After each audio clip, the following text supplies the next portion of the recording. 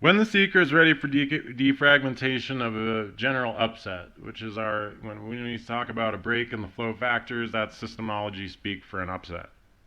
So the instructions are to consider each of the flow factors, and that's mainly, the communication, likeness, agreement. Those are the actual factors, and then determine which of those was most significantly present in the upset. So which one of those would be, once you can spot the factor itself, then consider what flow type is attached to it, particularly is it being enforced or inhibited. So familiarity with systematic processing, actually applying this stuff, and for example, like all the processes that are in this lesson that we didn't just list out because there's several of them, but all the various combinations and stuff. This will kind of give you, if you practice with it on a recall basis, and this is why we start with the recall and so forth, the recall using the combinations, then you'll have a better understanding of, or be able to recognize better, like with the quality of the particular flow that you're trying to handle for a specific processing session. So, and then also I added here, you'll see that there's also the not knowing, interest, curiosity, and desire is really a part of the possible flow types. And in essence, it's kind of like a scale.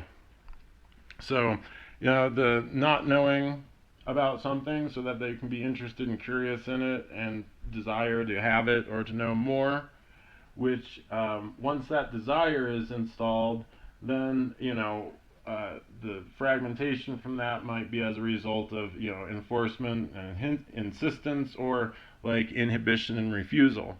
And so, an individual can actually go through this process. They can actually go through this process on just a basic, any basic desire. For example, not knowing a certain state, to be interested in have something to know about, to desire to be that state, and then all of a sudden run into this, to have it refused, and with, at a certain point, or it's going to eventually the person's not going to want or like or whatnot. So basically, just work with the various combinations to get a familiarity with them, so that you can actually target what is actually present when you're treating this. And so when find the flow factor, find the flow type, its nature. When the correct combination is spotted for the upset, there should be, some sense of, we say relief or emotional release, but the spotting of it is almost like the seeing it as it is, so to speak. So it's the first step in defragmenting, and it's almost,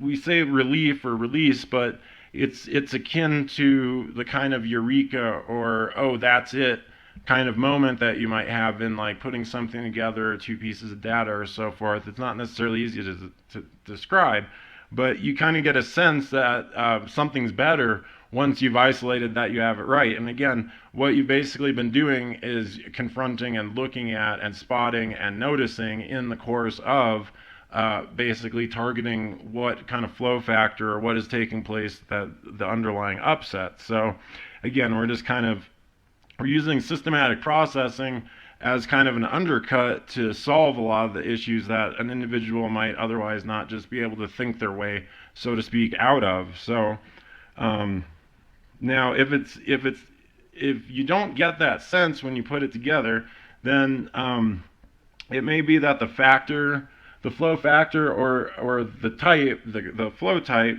or both, was assessed wrongly. So in that case, you just kind of return to the beginning steps of, and try again. And so if you're using, the reason we talk about the relief and release is there is an internal sense when you have certain types of processing, when you've got it, when you've hit upon it. Unfortunately, in most cases, an individual doesn't have access to what we call the GSR biofeedback, in which case you can actually use a device such as that to kind of pinpoint this by using a listing procedure. So, you contact, isolate, the incident, or the upset and then basically listing off, is it, a flow factor break in communication and likingness and agreement. The answer will generally give a read on the biofeedback meter, but just as we're doing this course a little bit differently, I've done workshops with the metering in the past, and that information is given in the books. Particularly for that, you'd be looking at the Way of the Wizard research volume. There's also a biofeedback, Systemology biofeedback lesson is attached to the advanced training course.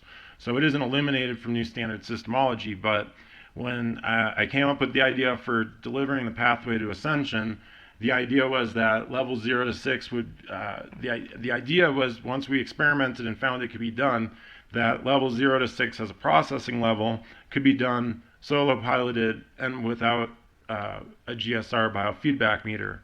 So that doesn't mean that these other elements couldn't necessarily make it faster. We just wanted to see if it could be done, stripped down, simplified, if it could be done. So again, you want to get very familiar with this, and there's explanations in the book there about that. Now, if you stir up too much turbulence and trying to find out, the various things, just simply add to your whatever process you're doing, just spot something in the room. So when you're spotting, you're trying to spot the thing or whatever it is, and you're starting to, just alternate that with spotting something in the room and cool it down. Because once you start stimulating too much, again, this needs to be done outside of a state of restimulation to fully defragment and handle an upset. This isn't the remedy while one is upset, like in real time, like handling whatever's taking place around them. This is how we just keep it from affecting us. So the release or the relief that's gained by the spotting technique, it can be partial or it could be complete. And again, if it's, we're just trying to target getting people more actualized, elevated, and so forth, at least on the first pass through the pathway material, because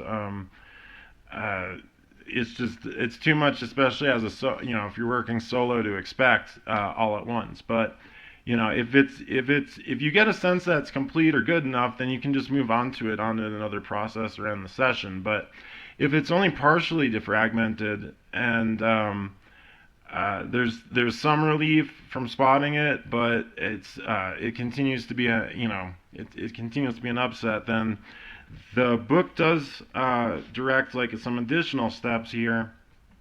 Spot the flow direction or circuit.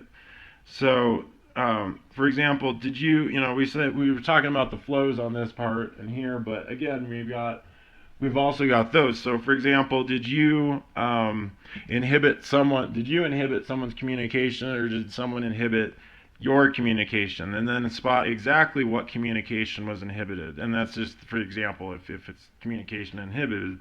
And now spot what you did.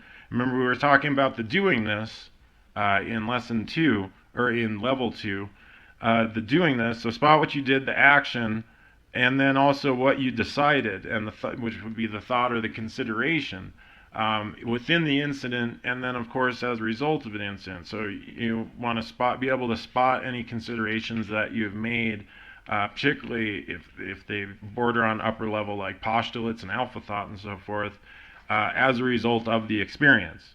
So now, if this technique doesn't provide a complete defragmentation, it is likely that there's an earlier incident or of a similar nature that's connected to it. And we've talked about these fragmentation chains. So really what you need to do is just spot the earlier incident and then just run through those spots again. So, we spot, handle, defragment, process what's accessible. Chances are good it's linked to something else, and so we then use that as, we don't go, oh, we got it wrong or whatnot. We use that to trace it back, whatever it is. And with this type of processing, when things seem to feel better, and then suddenly the fragmentation seems more solid again, it's likely, we talked about overrun and underrun, it's likely you've run the process too long. So just spot, as an alternating PCL, spot the moment you had the experience of the endpoint of feeling better and then spot something in the room until feeling better again. By spotting that moment of the endpoint, returning back to it, acknowledging it, and spotting something in the room, again, it acknowledges that, but it's also taking any of the attention off of whatever else was overrun and so forth. So there's a lot of tricks. There's a lot of tricks that we interrelay with these PCL. It seems really basic, but again, they all have a certain, they're all headed somewhere or going to something. So.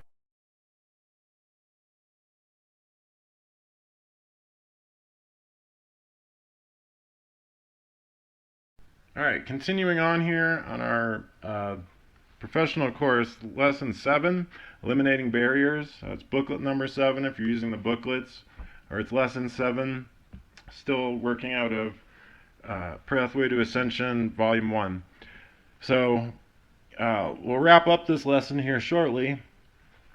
We've been talking about eliminating barriers and the flow factors and various ways of defragmentation, defragmenting the upsets of the human condition. So I figured we'd take a moment and just kind of examine a holistic view, reviewing basically what we've realized from essentially all the lessons that have composed our professional course for the Pathway to Ascension so far. So let's put this all together and see where we stand. So, in the beginning, an alpha spirit goes out of communication knowingly and selectively. While this at first is a matter of personal preference or choice, it is generally encouraged or influenced from an outside or other determined source. This is undesirable because once an individual goes out of communication too far, they then suddenly are easier to control from the outside environmental or other determined sources. So once a being is out of communication, there is a greater chance for encountering things that they don't like. And the individual begins protesting them instead of confronting them. And this is when fragmentation sets in. The individual starts to compulsively create and postulate, we talked about alpha thought, these things into existence from a state of protest, as in they are creating in a form, they are communicating a protest as their basic flow of creation, reality creation. This leads to creating and experiencing problems as one's reality. So in the typical case of fragmentation, like the human condition, an individual that's experiencing problems will apply increasingly low-level efforts to solve the problem. This leads to committing harmful acts, which now have to be held out, and other actions that are now consciously held back, and this leads to only further and further withdrawing from existence as it is, and the development of additional barriers, and such as we've been describing in lesson 7. So more recently on the backtrack, an alpha spirit identifies self more closely as a material body. And of course, once doing so, it's identifying itself with a material body that can be hurt. Because, and as a result, self considers that self can be hurt as a result. So prior to this, early in the game, alpha spirits were like demigods. And they could really only, annoy or tease one another. Or, at the very most, mess up one another's creations. So while knowingly operating as an eternal being, they knew that nothing permanently could actually affect them. They knew they couldn't do much to each other. But we have, at this juncture of our spiritual existence, fallen quite far in our awareness from this native state. And we, generally find ourselves now quite stuck within these creations. So, from the perspective of the human condition, it often appears as though we have good reason for the various upsets we encounter in life, especially since our recent history on the backtrack has included great pain and destruction. It appears as though the breaks and barriers, the flow of the factor flows and flow types and such, they're a direct result from the various harms that have been present in this lifetime and in recorded history. But the truth is that these breaks and barriers are connected to chains of fragmentation, and that occurred much earlier in our spiritual timeline or backtrack back when we were still above the level of considering ourselves able to be actually harmed, in any mortal sense anyways. And we could, however, still feel hurt from, for example, refusal to communicate, or, the rejection of affection. And honestly, this is really how a lot of the mess in existence first came into being. First the breaks, and then the barriers, and then the wars. So at first, a seeker may question the systematic accuracy of the fragmentation pattern that we've illustrated. After all, personal tastes, such as likes, they differ, and there's many people presently not communicating with each other. This doesn't seem to present a problem or an upset in itself, but that's not necessarily what we mean in this lesson. Simply not having a lot of flow activity is not the same as having a factor break, in that it doesn't carry the same emotional charge or any chain of fragmentation that's connected with it. The factor breaks that we experience in this lifetime as upsets, they really only they only occur and they only affect us because there's already an existing charge or fragmentation present on that line. We talked about treating these as channels. A proper or clear use of the factors is usually sufficient to dissipate or eliminate most of what accumulates in everyday life. For example, when we listen to, care for, help, or otherwise engage well with others, our environment, our lives, they bring happiness. So, on the other hand, when the factor flows are cut or broken abruptly, either by enforcement or the inhibition, any of the charge that would be relieved by a proper flow, it suddenly backs up or becomes a blockage as an energetic mass. And this is the kind of stuff we've been illustrating just very crudely down there. This prompts, this is what is basically the source of personal responses, but again, from reactive mechanisms, and those are born from fragmentation. So again, and then usually the reactions to these types of things, because it's being born from a whole chain of fragmentation, the reaction that's applied into the present is generally quite out of proportion with the actual incident, with what's called for. So, and that's why we have these sudden outbursts and so forth. We're reacting to that times a million, and generally to something that's a far more detrimental. There's not much that can be done in this particular lifetime that's causing fragmentation at this juncture of our existence. It's the triggering, excuse me, the triggering and accumulation of it. So, every time it's restimulated by your outside environment and you don't handle it, it becomes more solid. So it's better to we handle this stuff. So. As we close this lesson, it's important to understand it's not the flow factors themselves that cause fragmented charge on one's track, but an individual's own compulsions, tendencies, inhibitions that regard the barriers and breaks that we've encountered. And this includes fragmentation encountered concerning what an individual must or must not. And we talked about that, and the can'ts and the musts and the must-haves and all of that so far on the pathway. So all of this stuff is combined to form the complete package of what we're peeling back as the fragmentation of the human condition. So, and once we start talking about what an individual must or must not, especially on a reactive level, and what they must not be or must do or must not have and so forth, this just brings us now full circle to what we've been where everything really began in the basic concepts of reach and withdrawal. So that's what we're really handling when it talks about flows and creation and so forth, and our communication with that creation. So it's really only when we're in a state of self-honesty, with a willingness to be, do, or have anything without any compulsion or reactive avoidance, that we are truly free of the human condition, and at that point, having risen far beyond the barriers of upsets and problems inherent in that fragmented state.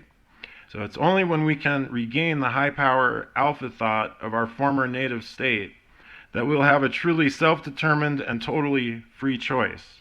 In a fragmented state, all considerations are of a low order, because the external other determined factors of life are given more validation as a source of our experience than we give ourselves. And we talked about the idea that the mechanisms or the creations given more superiority over the considerations of their very existence.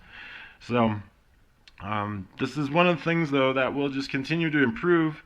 When you're doing the processing levels, as you move up the levels towards, to again try to achieve that ascended state. So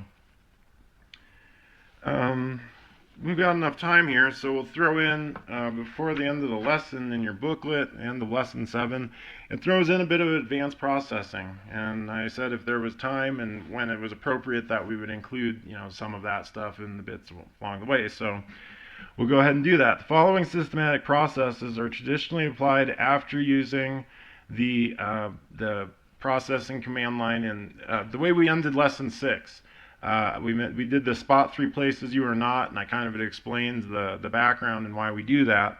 The purpose is to basically more easily assume a viewpoint that is exterior to the body or even the confines of the physical universe, and be able to basically spot things from that viewpoint. So for these processes, simply imagine that you're hovering above and freely able to move about a city or populated area. At this processing level, we're not concerned with how accurate or vivid these remote perceptions of zoo vision may be. Just spot things anyway, imagining them or how they might be as needed.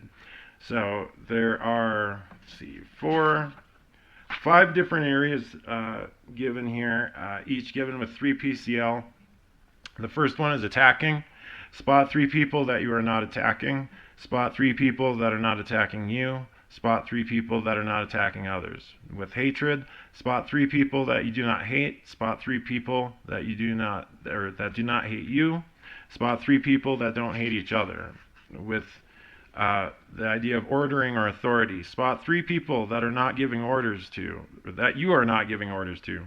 Spot 3 people that are not giving you orders. Spot 3 people that aren't giving orders to others. And again, we're using the 3 circuits if you haven't noticed on these. And beauty, spot 3 things you find beautiful to look at. Spot 3 things someone else would find beautiful to look at. Spot 3 things spot 3 people looking at beautiful things. And then safety, spot 3 places where your body would be safe. Spot 3 places where someone else would be safe. Spot 3 places where other bodies would be safe. And spot 3 places where you would be safe. And I'm not going to get into a whole background theory behind all of those, but I can tell you that most of that processing, in addition to its own therapeutic value, the ultimate PCL on that one, where it's all summing up to, is spot 3 places where you would be safe. That PCL by itself can be used as a process. So that concludes lesson 7, and so lesson 8, the next one, Conquest of Illusion, will have the rest of level 3, processing level 3, and will complete the lessons that are given for processing level 0 to 3 in Pathway to Ascension, Volume 1. The Joshua Tree Imprint, JFI Publications, in conjunction with Mardukite Academy and the Systemology Society, present the single greatest breakthrough of the 21st century for all humanity. The perfection of a new standard systemology, a complete map for the way out from the bottom to the top, and your key to being an ascended master in this lifetime. Everything you need is contained in 3 progressive, self-guiding courses: the Fundamentals of Systemology Basic Course, the Pathway to Ascension Professional Course, and the Keys to the Kingdom Advanced Training Course. And each should be studied and applied in their intended sequence and order as displayed in this video. All 3 courses combined are available as 5 standard hardcover volumes, but also as 33 installments, since each single course lesson is also available individually as a pocket-sized manual.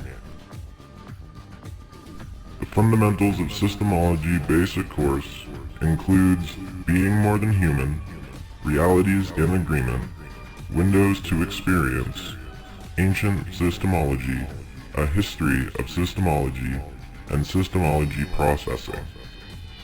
The Pathway to Ascension professional course, including processing levels 0 through 6, includes in Volume 1, Increasing Awareness, Thought and Emotion, Clear Communication, Handling Humanity, Free Your Spirit, Escaping Spirit Traps, Eliminating Barriers, and Conquest of Illusion. The Pathway to Ascension Volume 2 includes Confronting the Past, Lifting the Veils, Spiritual Implants, Games and Universes, Spiritual Energy, Spiritual Machinery, The Arcs of Infinity, and Alpha Thought. The Keys to the Kingdom AT Advanced Training Course for Processing Level 7 in Volume 1 includes The Secret of Universes, Games Goals and Purposes, The Jewel of Knowledge, Implanted Universes, and the supplementals Systemology Biofeedback and Systemology Procedures. The Keys to the Kingdom AT Advanced Training Course for Processing Level 8 in Volume 2 includes Entities and Fragments, Spiritual Perception, Mastering Ascension, Advancing Systemology, and the AT Supplement Systemology Piloting. All titles are available from your favorite bookseller. Explore new standard Systemology today, and may you never be the same.